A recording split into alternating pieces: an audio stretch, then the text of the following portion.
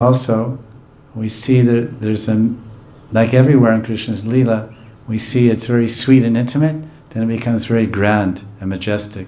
So sweet and intimate is just one Krishna, one gopi, and then grand and majestic and godlike expands the Rasa Lila into such a vast area.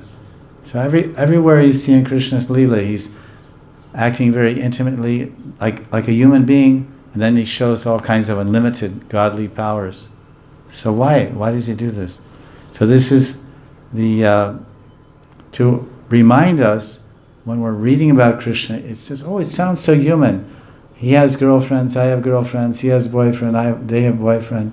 And so then we may forget or equalize Krishna with ourselves. So then the acharyas or the descriptions, oh, by the way, this happens. Oh, wait a minute, I can't do that.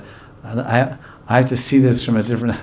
I can't, I'm not, Krishna's not me, and I'm not Krishna. So that's basically the purpose.